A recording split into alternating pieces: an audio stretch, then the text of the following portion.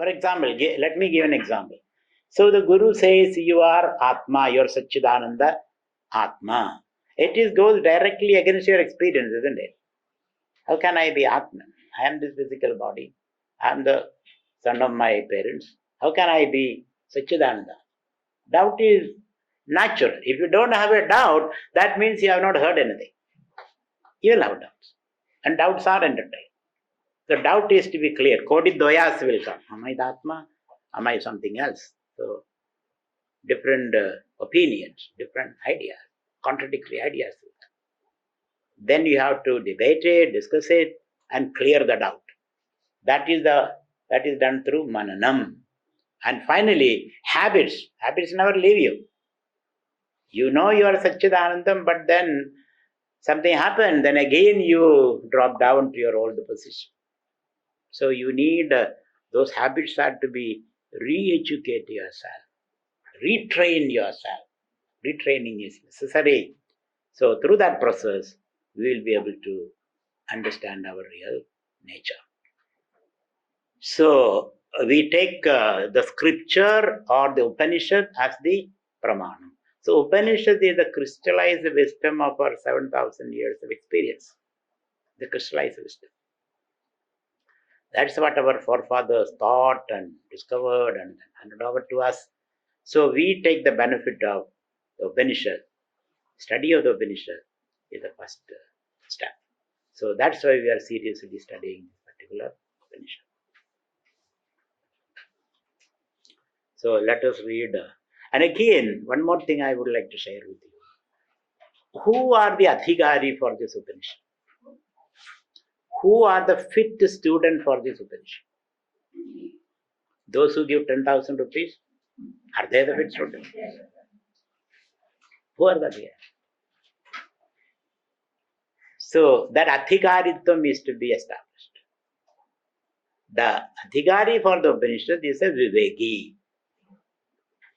Who is a viveki? Parichyalogan, karmajidan, brahmanaha, nirvedamayat, nastyagradakrudena, tadvijnanartham, gurumeva bigacche, samitpanihi, srotriyam, brahmanishtam.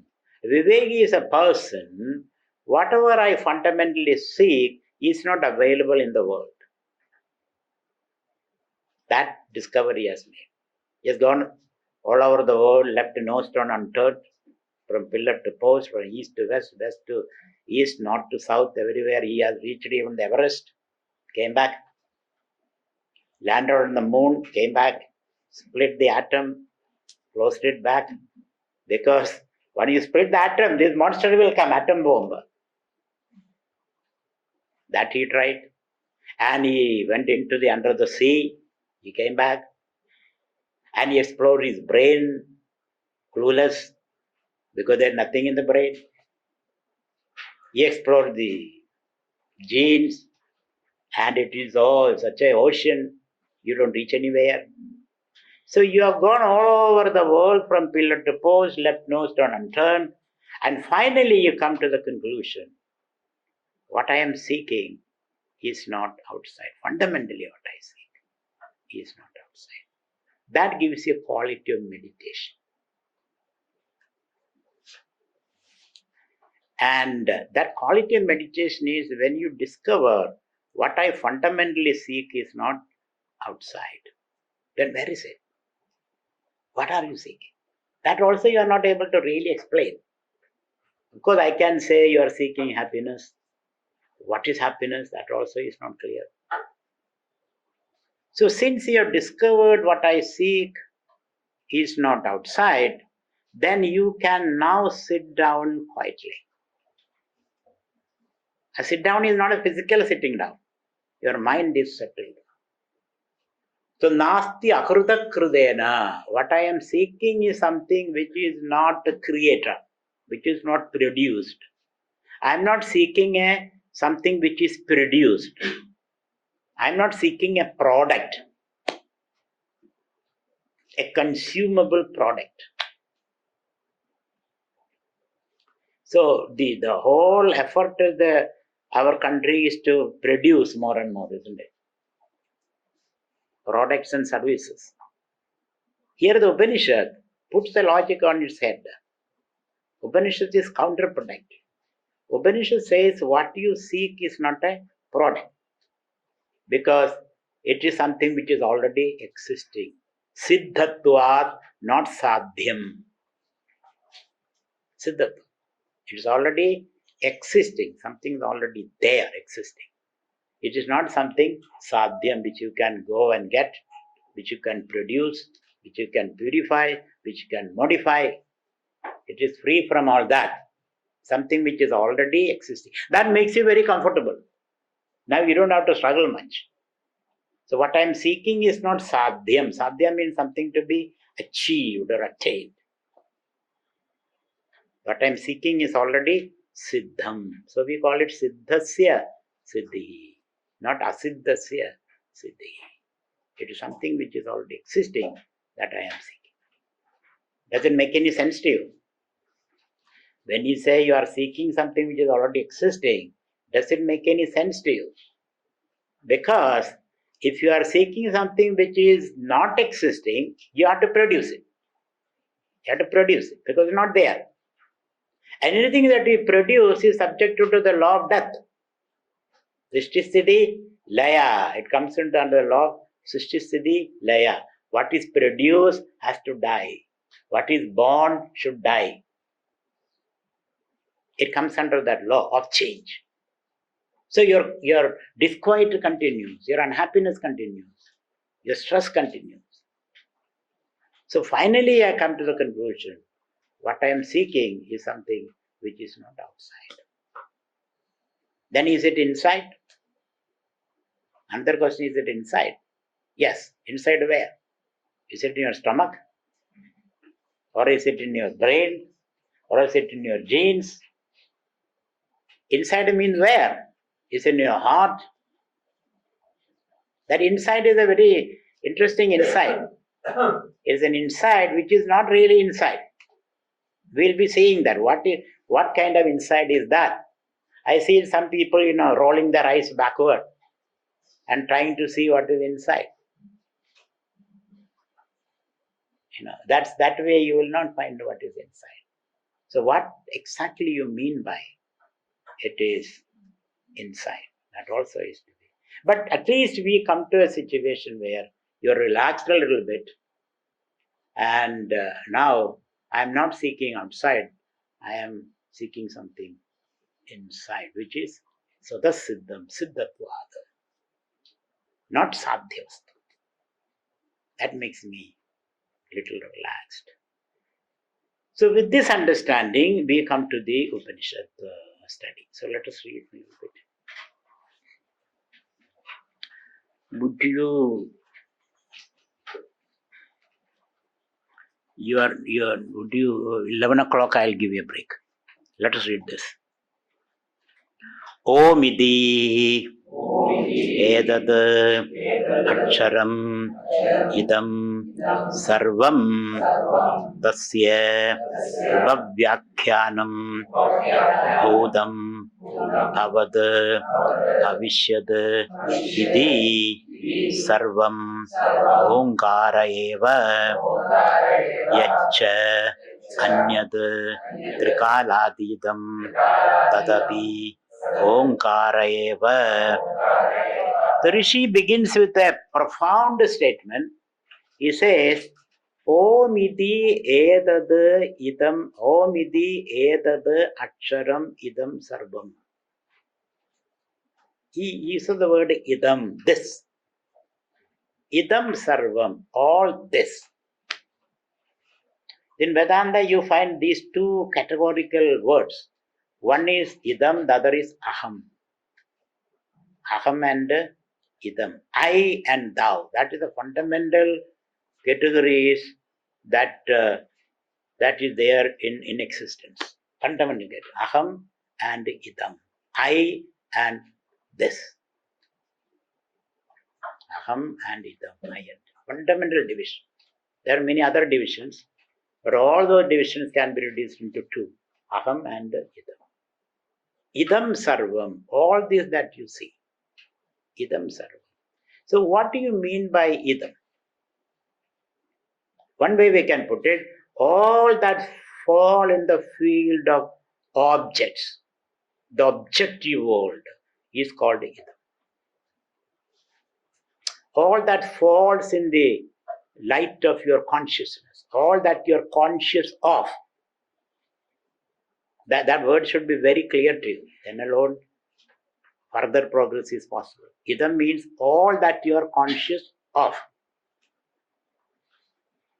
all that is objective. So what are the things you are conscious of? What are the things that fall in your consciousness?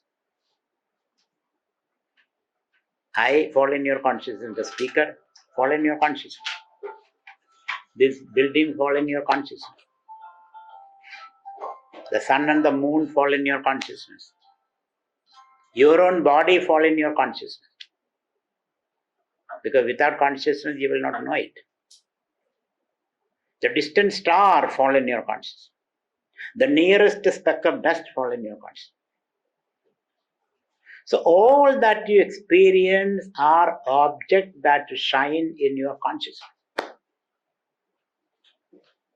So the idam is a very vast and inclusive word. Idam. It is also called annam. Annam because you eat all this. The whole world is food for you. Through the five sense organs, you are eating the whole world. Therefore it is called annam.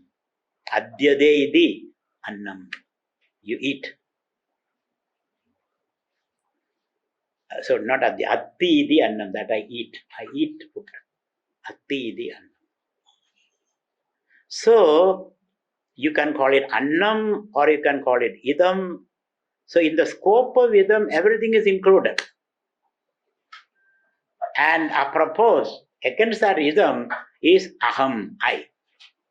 So fundamentally there are only two things in the world, two categories. I and all that I am conscious of. Anything else you can tell me? Is there anything else in the world? Only I and what I experience. So whatever you experience called idam. Shankaracharya says, idam arthajad omityad aksharamidam sarvamidi yadidam arthajadam abhideyam vishaya samuham, he says. Vishaya samuham. All that vishayas means objects. All the objects. So mental as well as material. Distant as well as near. So vishaya samuham. Use of the word vishaya because vishinodi the vishayam. These objective world can bind you. Can make you feel limited. Make you feel greedy. Therefore it's called vishaya. The entire vishaya, the entire objective world is falling in the category of idam. And then against that is I. I am here experiencing the whole world. So whatever fall in the field of mind also fall in the category of idam. So mental and material events, all of them idam. Om iti edad aksharam. Idam sarvam. Sarva means all that objects, small and big, distant and near, inside and outside, all of them can be called idam. So your thought also is idam, isn't it? I have a very nasty thought. Where does it belong, to you or to idam? Idam, not to you. But I have a good thought. Where does it belong? Idam, not to me. I have a murderous thought. Where does it belong? Idam, not to me. What a freedom, isn't it? Suddenly you feel I am free from the entanglement. So far you have been thinking all these thoughts belong to you. You are free from that. Finally. And you are free. And absolutely you are free. So suppose you are feeling sleepy. Where does it belong? To you or to the idam? Idam. You don't have to take ownership of that. It belongs to the idam. Thus, everything is pushed into the basket of idam and you declare your freedom from idam. So the entire, you are itifying the whole thing. Itifying means made it into it.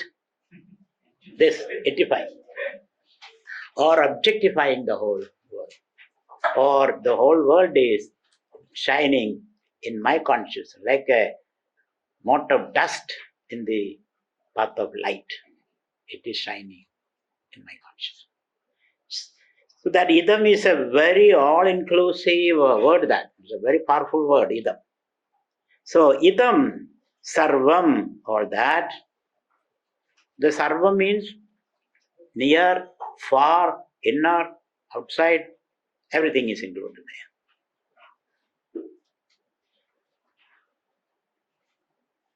So, idam sarvam omidi edada aksharam. Akshara means a syllable, a sound. Akshara can mean immortal. Akshara can also mean a sound, a vibration, a spanda. Omidi edada aksharam idam sarvam. All that you see, the material world, mental world, is nothing but a sound. Nothing but a spanda, vibration in consciousness. Like waves in the water. The consciousness vibrates. Something like a string theory. The consciousness vibrates like water vibrating, and the spanda happens, and the waves appear in consciousness. So the entire world can be reduced into a sound. A sound means a vibration, which has got a beginning and end, which has got a certain frequency. So what is that sound? Oh. Oh is the sound. So the whole universe is conceived by the Rishi as a sound vibration, as a vibration in consciousness, like waves in the ocean. So Om iti edad aksharam, this syllable. And this Om is made up of 3 syllables. A, O and Ma. So A, O, Ma, A, O, Ma. That's how it goes. So one akara, a form. Because the whole world is made up of forms, isn't it? This table is a form. The sun is a form, moon is a form, trees are forms, everything is form. Rupa, akara. Akara is a result of vikara, change, modification. So akara is a result of vikara, modification. Like the pot is a vikara of the clay, or the bubble is a vikara modification of water. So when you see a bubble, you say it is a bubble, but actually it is water. Isn't it? When you see a ring, you call it a ring, but actually it is gold. Is there a difference between ring and gold? There are 2 things. How many things are there? There are 2 things. Now gold and ring. Okay, you take the ring, I'll take the gold. You can scrape out the ring, take it, and I'll keep the gold with me. No, wherever the ring is, there is gold. Isn't it? Ring cannot exist other than gold. Ring has no separate identity. If ring has any separate identity, you can take the ring away from gold. So since ring has no separate identity, there is only gold, and ring was only a word. I give a word, a new name to gold, that this is ring. Therefore he says the whole universe is only a word, in one way, or the whole universe is only a vibration, which is Om. So when we say Om is a word, it means it's a vibration, it is a modification. And that modification is not real, because When gold become ring, the gold does not undergo any fundamental change. Without undergoing any fundamental change, the gold looks as the ring. Isn't it? I hope you agree with that. At least the case of the gold. The case of the gold. Then I will bring this metaphor to shine upon the real. What are we really discussing? So just as the relation between gold and ring is only a word. It has no substance. It has no reality behind. That is Vakkarampanam Vigaro Namadeyam Mrittigatyeva Satyam. Therefore, Vakkarampanam Vigaro Namadeyam. All this Vigara, all the modifications are just words. They have no reality. Otherwise, you should say there is gold as well as ring, two things. Or water and the wave, two things. Clay and the pot, two things. There are no two things. Because when you take the pot, you take the clay. When you remove the clay, there is no pot. So pot's existence is contingent upon, depending upon the clay. Clay doesn't depend upon the pot. So the whole universe is conceived as just a form, or a vikara, or an akara. That akara is nothing but a vikara. Vikara of what is the question? Because whatever you see is only a vikara. Vikara of what? Something unseen. That is what the rishis call Brahman. The Brahman which is unseen, because it cannot be objectified. It is the very nature of your subject, Betty. So the material world, nothing but a vikara of Brahman which is Satchidanandam. Brahman's nature is Satchidanandam. That's what the Upanishad says. We will explore into that. So the entire visible material world is nothing but a modification of the invisible Brahman. Brahmamayam Jagad.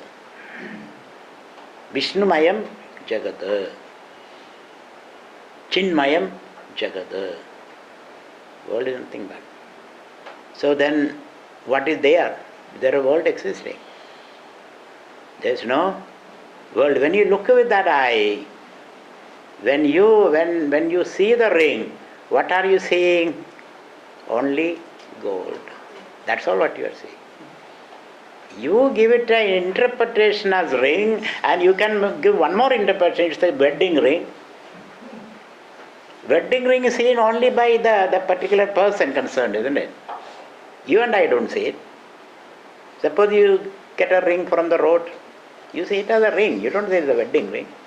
But the person who lost the ring, for him it is a wedding ring. What actually there is only gold. My God, what is the use of all this knowledge is the question. What do I do with this knowledge? You can do a lot of things with this knowledge. We all are seeking freedom. Not enough. Let me. Okay, come on. What is the question?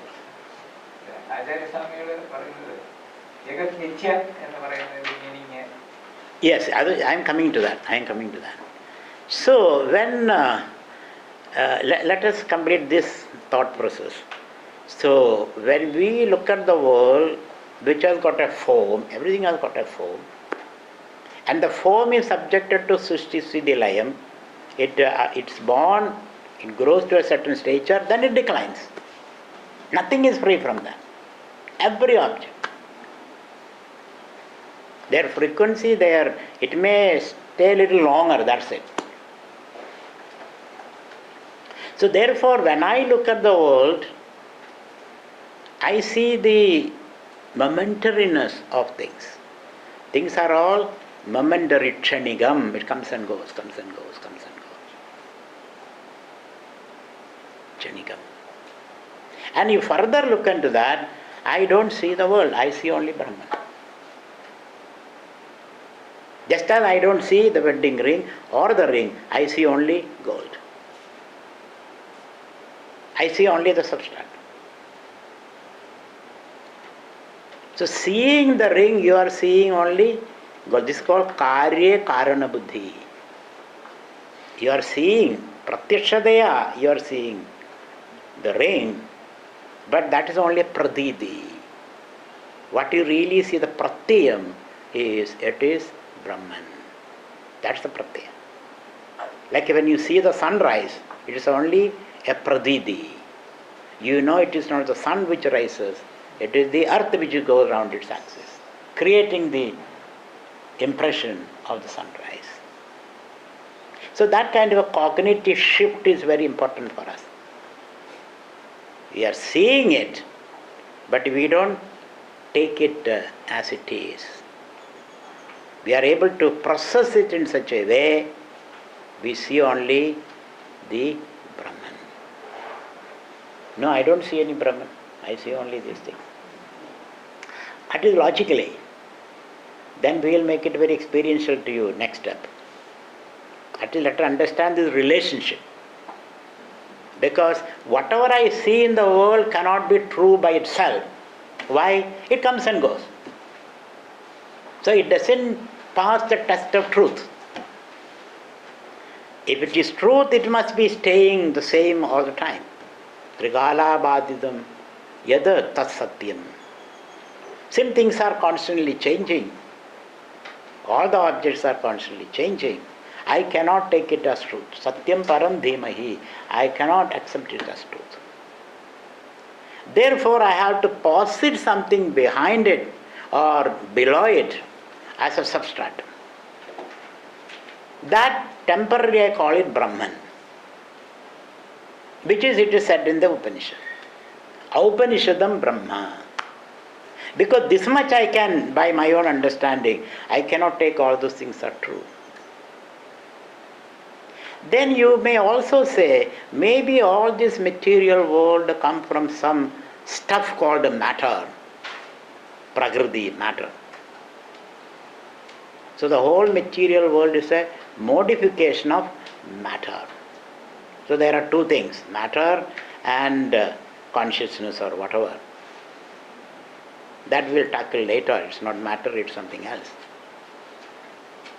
But the Upanishad says, because matter also, that fundamental stuff, you and I have not seen it. So the Upanishad says, the whole vikara, which is the world, comes from Brahman. So the Rishi reduces the whole world into a sound called Om. That's why he says, Om idi Aksharam, Edad Aksharam. Edad Aksharam means this familiar. Everybody knows that Aksharam. Edad Aksharam, idam sarvam. The whole world is a word. And the word is Brahman. And that Om has got A, U, Ma, 3 syllables. And that A, U, Ma expands into all the syllables in the in the language. So Sanskrit got 54, let us say. English has got 27 in the alphabet. Different alphabet have got different number of syllables. But all of them begin from A. That is the first letter we can utter. Then U, then A, U, Ma. Or A, Ha, Ma. Aham. Aham also is another word for Om. Aham, in the sense, is the cosmic ego, they call it, the cosmic ego. The A, first word, Ha, the last word, then Ma. So A, Ha, Ma, that is one mantra you can chant. Aham. You have swallowed the whole world.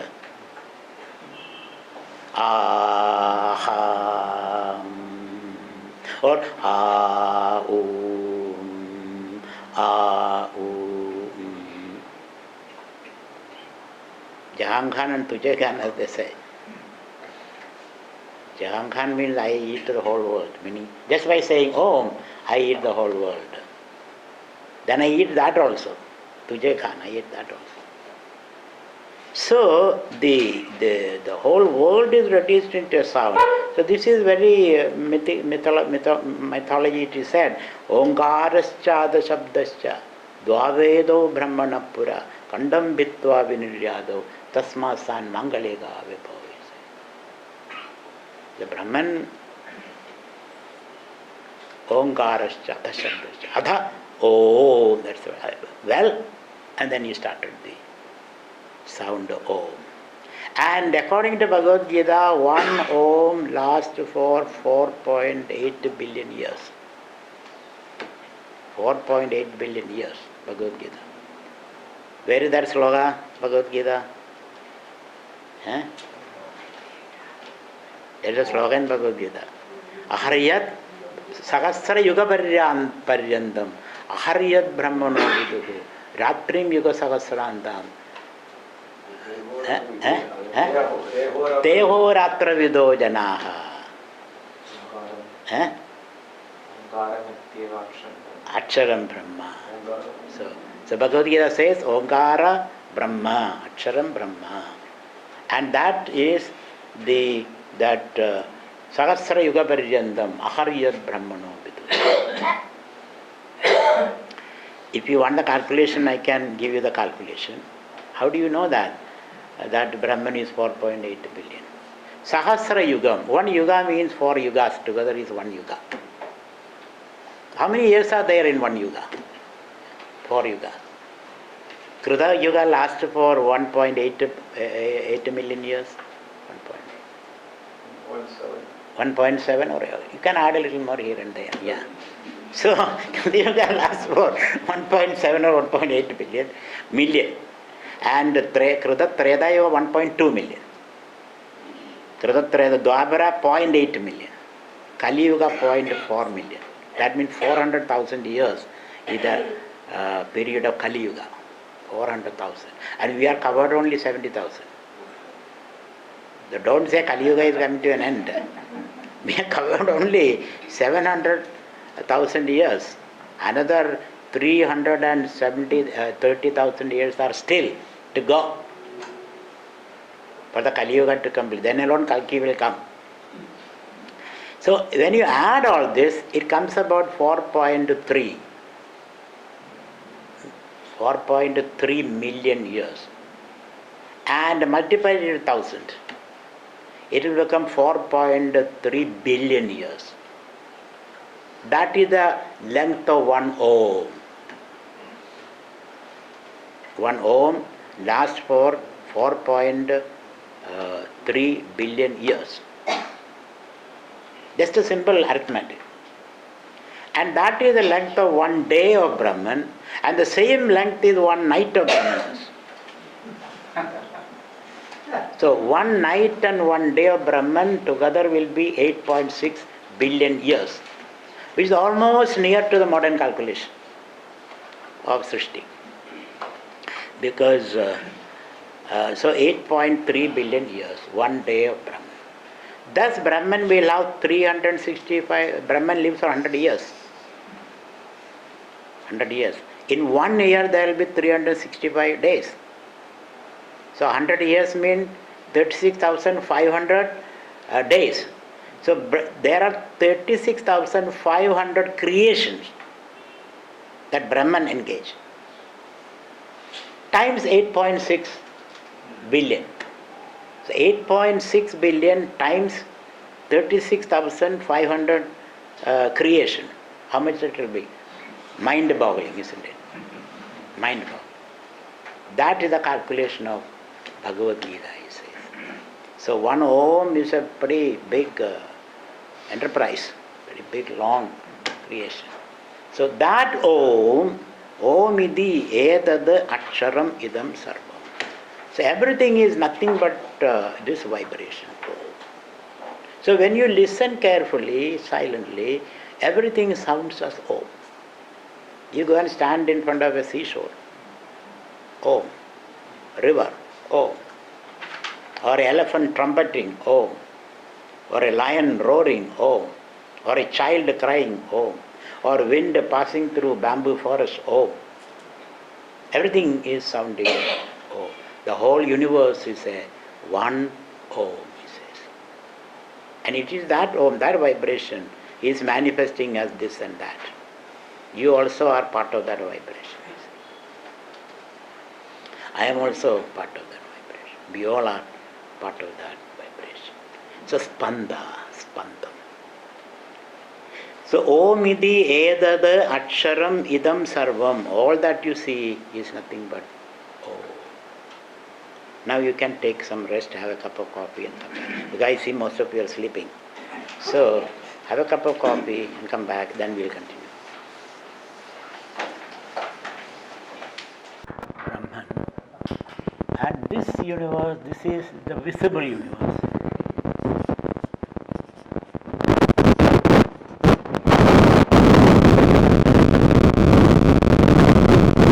Just an om.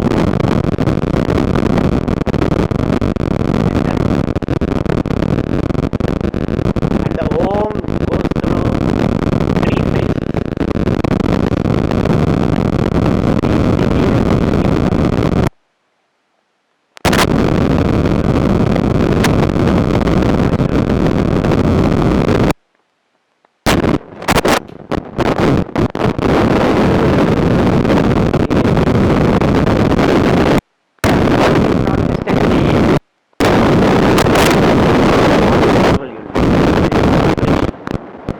Not even a symbol, though generally we say Om is a symbol.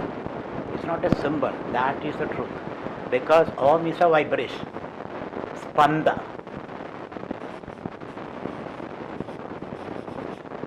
Spanda. Spanda means vibration.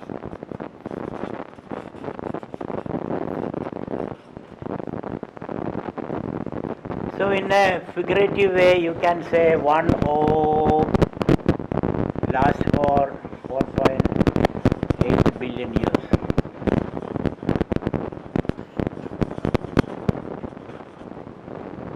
An equal amount of Akara means form, which is a result of Vikara, modification. Vikara. So if this is a modification of something, what is that something? From the Vedanta standpoint, it is Brahman.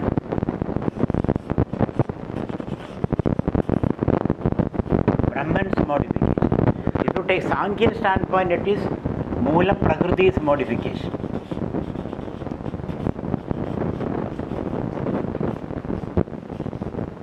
This is a Sankhyan standpoint. We don't accept that standpoint. Because there is a sutra, Brahma Sutra, Itshadehena Ashabdam is thought. Just as the thought arises in you, let me have a cup of coffee, it disturbs, isn't it? Then you have to go out and get the coffee and come back. The thought always disturbs. When there is no thought, no disturbance, like in sleep. So Brahman entertains a thought. And who made him entertain that thought? Sudandra. Brahman is free. You cannot ask that question. What forced him? What made him? The only thing is Brahman saw. So he saw the earlier creation. Then impulse came. So it is Sudha. From himself, Svichaya, he creates that. Swadandriya, he is free. Brahman is free to create. Swadandriya.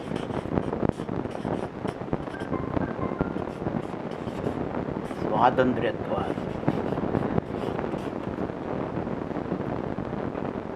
So all creation is out of freedom. It cannot be out of compulsion. If I tell you create a poem, you will not be able to do that. You may create something funny, but it will not be counted as poem. Real poem is when you sit down and nobody is forcing you. You are free, you are not under any compulsion. Then what you create is real creation. So Brahman also is free to create. So, and that creation is a thought. So kamayada. Saha akamayada.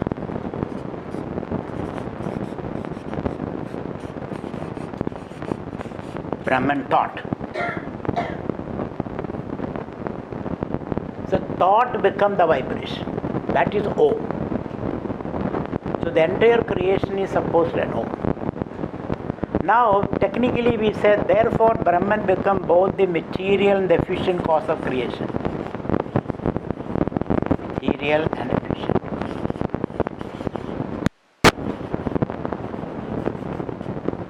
Brahman becomes both the material and efficient cause of creation. Is that all? So material and efficient cause. What is the Sanskrit word for material and efficient cause? Abhinna. Abhinna, non-separate material and efficient cause. Abhinna upadana nimitta karana. Abhinna nimitta upadana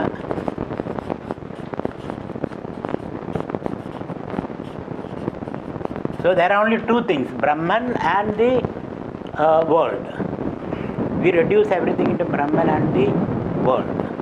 What is the word used there? Idam. So Ida indicates this world.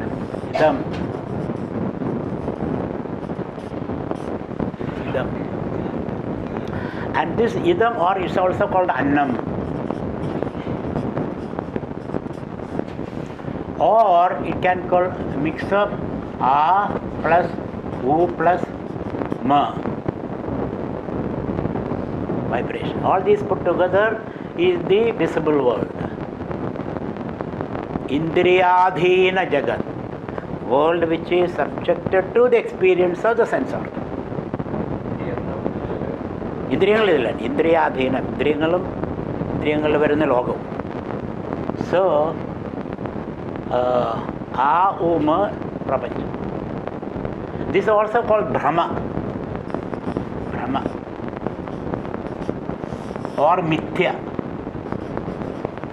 Mithya. Maya. Prakriti. All these words are used. So, Idam, Annam, Om, Brahma. So, Brahmachari, in North India we call it Brahmachari. Not Brahmachari, it's Brahmachari. Brahmachari means samsari. But it is Brahmachari. Brahmani Charadidi Brahmachari. Brahmachari is a person who is living a life of truth. Love, truth, consciousness, etc. So, or happiness. One who is happy is a Brahmachari. One is unhappy is a Brahmachari. As simple as that. So, Brahmachari should always have a smiling face. Brahmachari will have a long face. Pulling a long face. So, and so the basic category is Idam and Aham. So, Brahman also is called, indicated by the word Aham.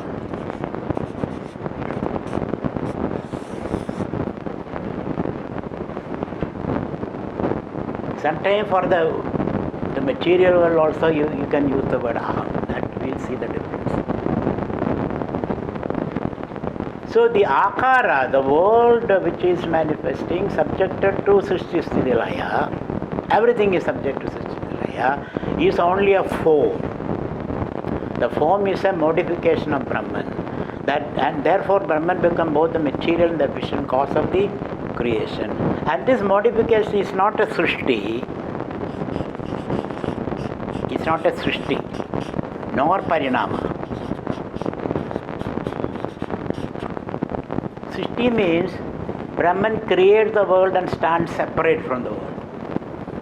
Then it's called Srishti. Like a father creating a son is separate from the father, isn't it? Son can pursue whatever he wants, father does whatever he wants. So they are separate. When the son is born, father is separate from the son, or mother is separate from the child.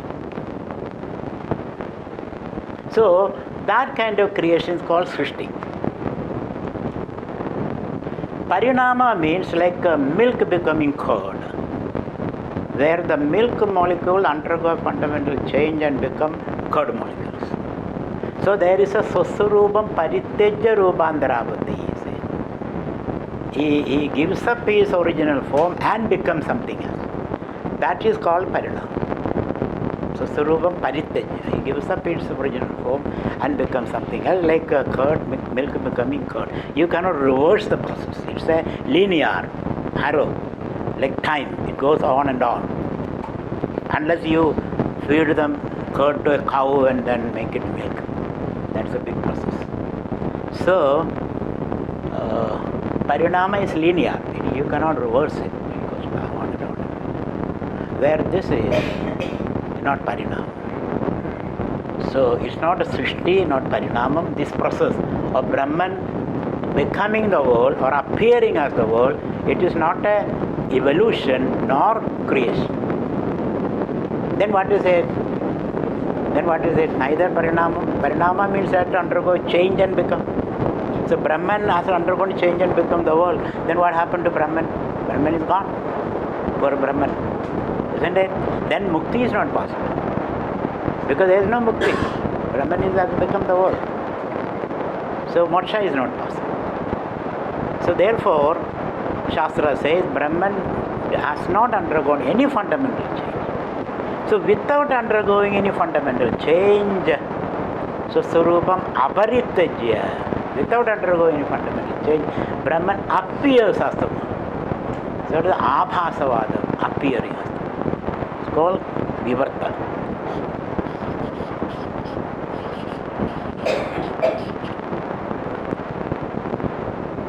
Just as without undergoing any change, clay appears as the pot. Without undergoing any change, gold appears as the ring. Without undergoing any change, water appears as the wave. Similarly, Brahman, without undergoing any change, appears as the world. Therefore, Mukti is possible. Brahman is still there. Otherwise, Mukti is not possible. When you go back, there is no Brahman. Brahman has become something else. Isn't it? Therefore, Mukti is possible only if Brahman is appearing without undergoing any change. Then alone liberation is possible. So therefore this world is the entire world, or Akara is the Vikara of Brahman, or the appearance of Brahman. Like in Kathakali you appear as Ravana, Kumbhakarna and all that. But you are not really Kumbhakarna. You are you. So similarly, it is Brahman's Leela, Krida, another word used, Leela or Krida. Leela Vattu, Loga, Leela Nyayam they call, Leela or Krida.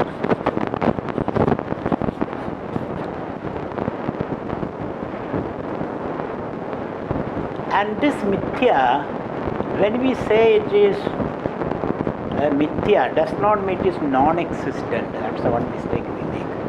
It does not mean non-existent. The Mithya Prapancham cannot be said either existent or non-existent. Sokale Satyevad Badi Prabodhe Sadi Asatve. It appears, it is there when you experience it, but then it disappears also. So it's an appearing and disappearing entity.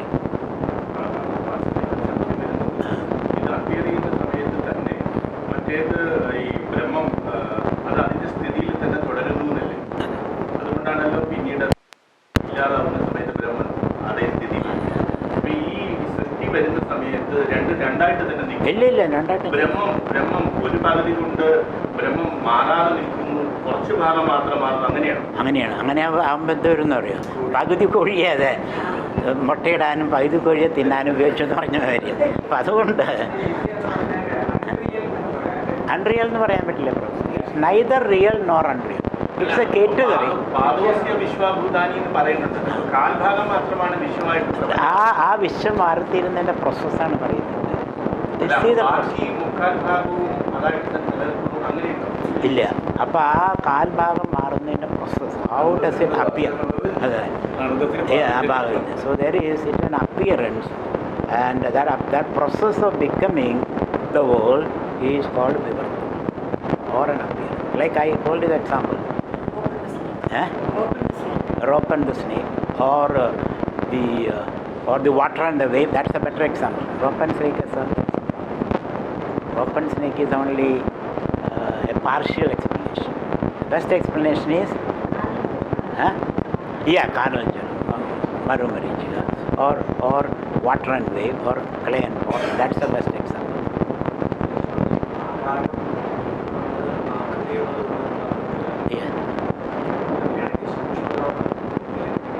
That also is a form, because thought has got a beginning and end. Anything which has got a beginning and end and mutual non-existence called form. Thought we may not see a form, but it has a form in the sense it begins and ends. And one thought is not another thought. So there is a spatial difference, there is a prior and posterior non-existent. The definition of akara is that.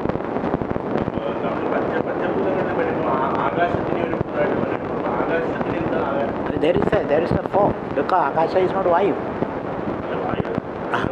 That is the form. Akasha is a padartha. So space, akasha can accommodate things, but still it is there. Something is there, which is different from other things. So akasha is different from. It has a material existence. It has a material existence, it has got a function, and it has got a boundary. What is the boundary? It is not the other. Something else also is there. Therefore, so anything which has got a prior and posterior non-existent and mutual non-existent is called something therefore. So what is the prior and posterior non-existent? There was a time when it was not. There will be a time which shall not be, and it is not in the other. The other limits this.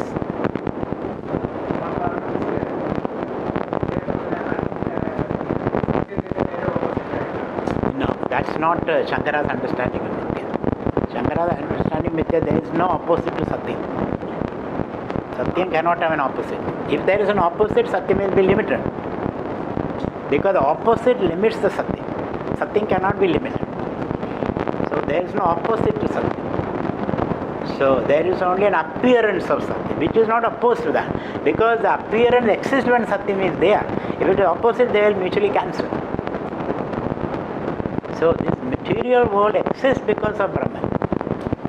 Because it appears and exists and disappears. Yadova himani bhudani jayante yadani jivanti yad prayanti abhisambhishanti. It comes, exists and goes back. So therefore, since it is an appearance of Brahman, it is not opposed to Brahman. Even ignorance is not opposed to consciousness.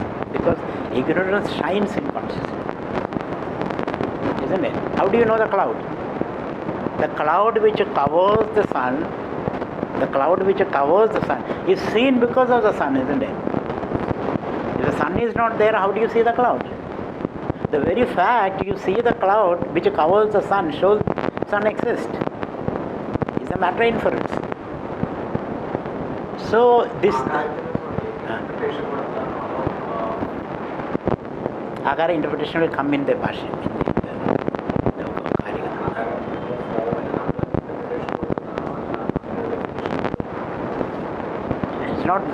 It's not an interpretation by mind, it is by Gaudapada. Gaudapada says, Adavando yannasti vartamane vitattada. There he defines, Akara is a particular form which is born, which has got a birth. Any Akara has got a birth. Any form has a birth. Nirguna Upasana, not Nirguna Akara Upasana. It will be a contradiction. Saguna Akara, Nirguna Nirakara. Nirguna Nirakara Upasana, not Akara. That is Nirakara. It should be Nirguna Nirakara Upasana. That cannot be an Upasana. The only Upasana is Jnana. Nirguna Nirakara Upasana is only Jnana, because you cannot objectify it. In all Upasana there is an object.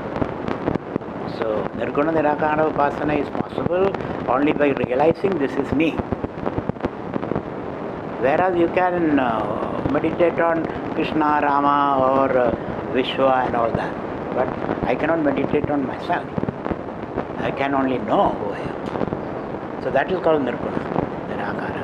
after you meditate ചെയ്യുന്നു, ഞാനിങ്ങനെ ആൾ പലതായിട്ട് തീരുമാനിക്കുന്നു പറയുമ്പോൾ ആത്മാവിന് ബ്രഹ്മന് ഒരു മനസ്സുള്ളത് പോലെ തോന്നുന്നു. No, without a mind you can think. പിന്നെ അതെങ്ങനെ? Because it's only vibration in it. It just vibrates. The vibration is thinking. I have already told you that. Thinking is the spanda vibration in Brahman. It is self-generated. It is Swatantra. It has the power to do that. And that power is called the Maya. Maya also is called the power of Brahman to appear as the world without undergoing any change. The mind is a later product. Mind is a later product.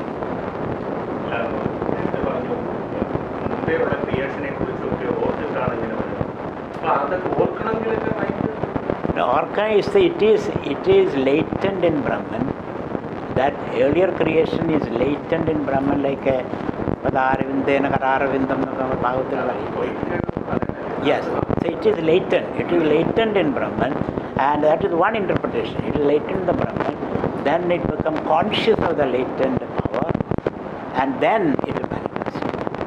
And then when it becomes conscious of the latent power, all the three powers yesterday I told you, Jnana Shakti, Ichha Shakti, and Kriya Shakti, which is the power of mind.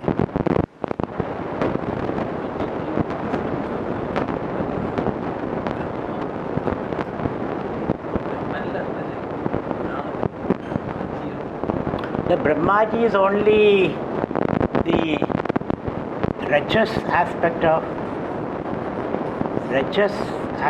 Brahman. When Brahman expressing through Rajas become Brahmaji, when Brahman expressed through Sattva become Vishnu, Brahma become expressed through Tamas become Shiva. That's how it goes.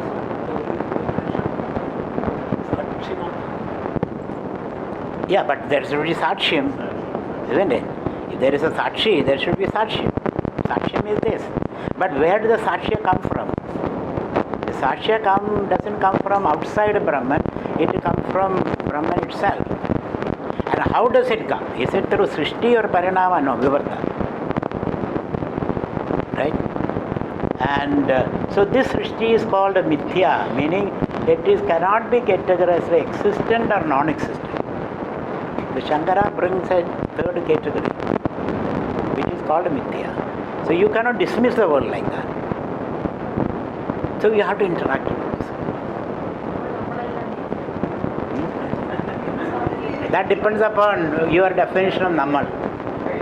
Your body is Mithya, your mind is Mithya, your ego is Mithya, but you are not Mithya. Yes, you are not Mithya. So you have to express your Brahmanhood. That's what is happening. What it is, there is only I and what I seek or what I see. Or see. What I see. See or seek. Yeah, even seeking. Through mind or through. Yeah, all these are Mithya. All these are Is Mithya. there any knowledge? It is the last we have to know. The simple words of the explaining. There is only I or the Brahman. Yeah. And there is nothing there while seeking or seeing. Yeah, they are all part of Mithya. You can seek it as a play. Leela. So you will explore this Mithya. All it's because Mithya is very layered and very interactive and unfolding, enfolding. All those things are happening there. So you can pursue with the understanding that I am Brahman. I have nothing to gain out of this. I am only playing a game there. With that attitude, you can make your life very rich and enjoyable. With this understanding that I am Brahmasmi. So the Mithya is to be understood. Sada asadbhyam anirvachaniya Mithya, isn't it? Sada asadbhyam anirvachaniya Mithya. Mithya is that which cannot be categorized as Sada, existent or non-existent. Mithya is something which cannot be categorized as Sada asadbhyam anirvachaniya Mithya. At the same time, Brahmashraya Mithya. Then Mithya has to have the support of Brahman. Brahmashraya Sadasatya Manirvajaneya Mithya. Both Mithya and Maya we use the same sense. Mithya, Maya, Prakriti, Brahma, Idam, Annam. Please remember all this. Don't make me repeat all this. Remember. It can be Idam, Annam, or Brahmam, or Mithya, Maya, or Prakriti.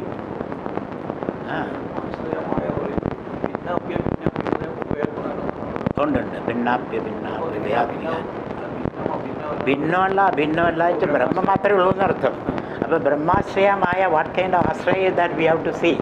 When we use the word, is that mean that book is sitting on the table, isn't it? So you can say table ashraya book. So they are separate. You can remove the book from the table. But can you remove the wave from the water? But still you say the wave depends upon the water. So the relationship is neither a separate relationship nor a non-separate relationship. No relationship can explain that relationship. That's why Mahatbhuta Nirvani. It's a great wonder. I'm not able to explain that relationship, but at the same time, it is there.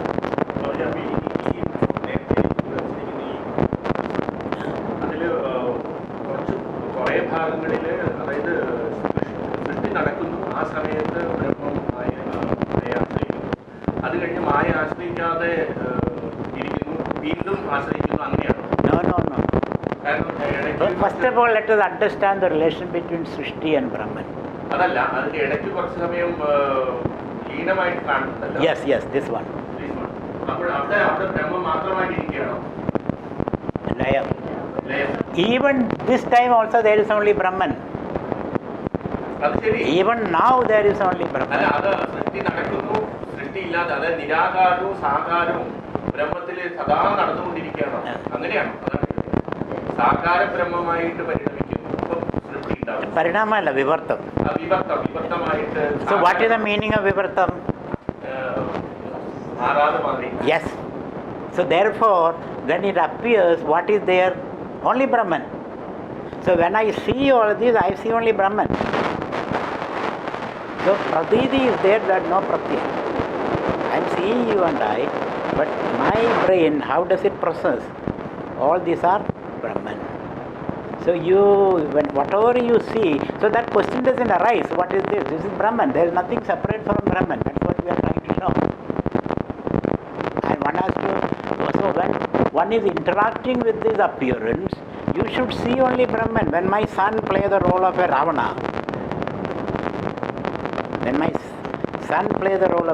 what do I see? My son, not Ravana. I see my son only. So similarly, when you say the world, you must see Brahman. Now the question is that I am seeing Brahman, so there are two things. Me and Brahman, which we will tackle in the next sloka. Next mantra tackles that question. So here now what we are saying, let us understand the relationship between Brahman and its appearance.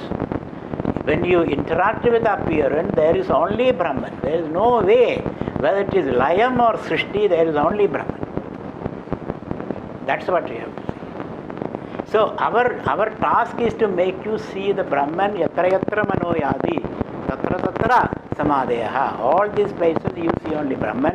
In another way, wherever I am a happy person. My happiness is not compromised by what I see, what I don't see, what I get, what I don't get. As long as you remain a happy person, so long you are Brahman.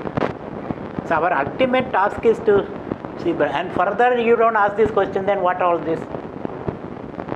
We analyzed all this and came to Brahman. So therefore keep seeing Brahman. Be happy all the time. When you are happy all the time, you are Brahman. So the world, every encounter with the world reinforces your understanding of Brahman. Isn't it? When I see waves after waves after waves, I see only water. So that's how I understand, not what you see. What you see, what you think is all differences. But the understanding is different. So pratyaya and pratiti. Pratiti means appearance. pratiti and pratyaya.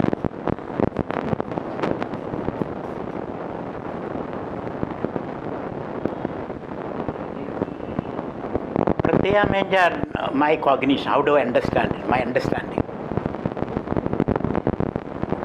Pratiti means appearance. Like when I see water in the desert, I see it, but I understand it differently. I don't run with a mug to take the water. Nor do I see the sunrise, I know it's not the sun that is coming. When I see the flat earth, I know it is round, not flat. That's it. So, okay. That I have nose, heart, and every vital organs, every figure. So, but the same one person, like that, Brahman, only Brahman, and the other forms or functions, like those happening in our own body or mind. No, you said, no, you beautifully said, I have, isn't it? I have. Right? So what you have is, wait, what you have is head, body and etc. This is what you have. So this, what you have belongs to here. What you are this. And this is only your appearance. Forms or appearance or Yes. different Right. animals or birds or Whatever. Because this Brahman, when it appears, the process is first so kameyada, a disturbance. Right? A thought disturbance. But only I accommodate all these things. Yeah, not the way you sit there, not the way who I you sit there. The other eye. The simple example, similarly, Brahman, only Brahman is there. Only Brahman is there. Only Brahman. What you see is not real. By the power, what you see is. You don't have to answer him, you have to talk to me. Otherwise it will be pandemonium here. What's your idea? നമ്മളെന്ത് കാണുന്നോ അത് റിയലല്ല. എന്തിന് ശക്തി കൊണ്ടാണ് നമ്മൾ അല്ല real അല്ല എന്ന് പറഞ്ഞാൽ എന്താ അർത്ഥം? What you mean by not real? Maya maya what you mean by maya? അകടത പഠിയസി അകടത കണ്ണ പഠിയസി Agarada Herna Padiyasi Maya means what? It is neither real or unreal. So it is there. It is there. Yeah. For your transaction. The transaction it is there, but it is not absolutely real. That's how we understand it. So the transaction continues. Please don't talk to each other. You have to talk to me. Otherwise, I will leave and you all can talk to each other. So therefore, don't get stuck with your own ideas. You should just follow the reasoning here. That's why you are here. Follow the reasoning here. So when you say I, you mean this. When you say I have what you have or what you don't have also. Certain things you don't have. All these are part of the idea. It is neither real nor unreal. Therefore you have to transact. You have to encounter it. You cannot say there is no world and then sit opening the mouth only 3 times a day. Isn't it? So you have to encounter, you have to deal with the world. Because you cannot absolutely dismiss it. At the same time, the world is not a big foreboding thing. It is something which can appear. It's your own appearance, your own creation. So you can play with it. That's our idea with the world. It is not something outside you. It is not something imposed on you. It is your own instrument which you can fashion the way you like. Your body you can fashion if you have. You can fast a few days. You can exercise.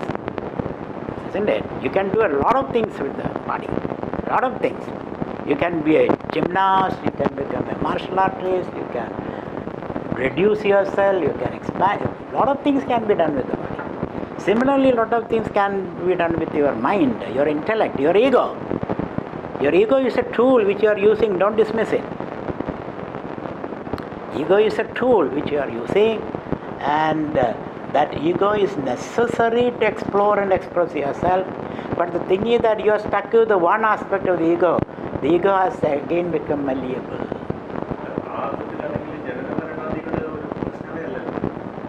So what is the problem?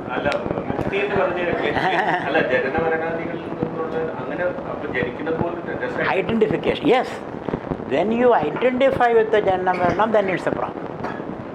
When you don't identify with it, it's a possibility. Isn't it? Yes. It is not a problem. You can create something. Ramakrishna wanted to come back, isn't it? Or Vivekananda wanted to come back. Or Bhagavan wanted to come back several times.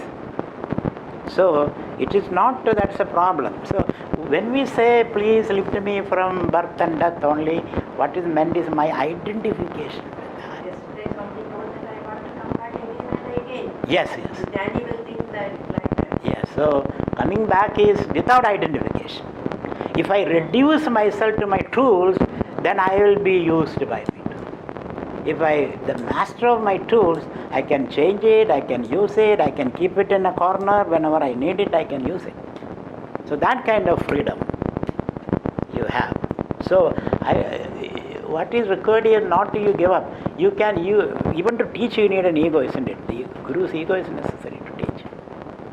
Shishya's ego is necessary to learn. So my definition of egolessness is a space where you manage all the egos and including your ego. If you can manage first your ego, then the egos of others, that is egolessness. Isn't it? So you are one of your little I. And several eyes you must be able to create. Not a one eye. A basket of little eyes. Because when I relate with you now, I am a teacher. When I go outside, I may become a student.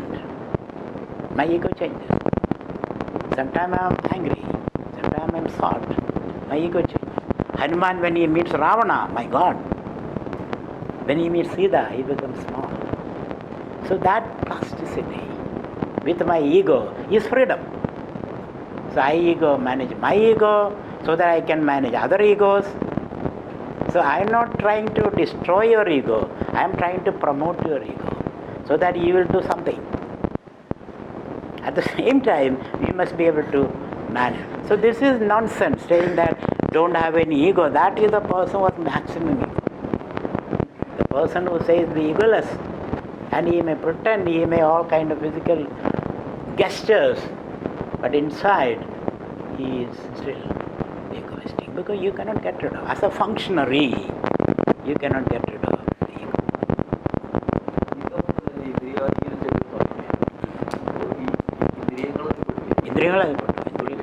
Indriyangal also is can be objectified, isn't it? Adhina, just subjected to sense organ. Sense organs and what is subjected to.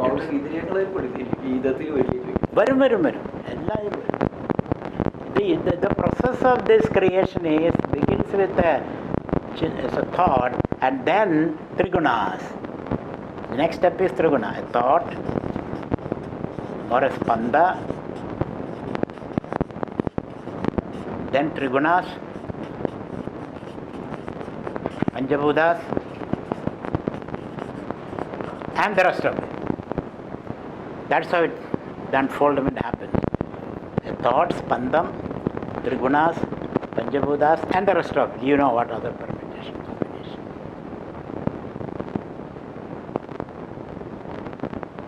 So once we understand this, now let us see the rest. Ikshadaya or Sokamayata, that vibration, that Vishamavastha. Sangyans will call it Vishamavastha, and Vedantin will say Spandam or a thought. And Swadandra is not imposed by anybody, it is not caused by anything, it is not seeing anything, getting anything, it's an expression. Because in that context, I will say there are two kinds of desires.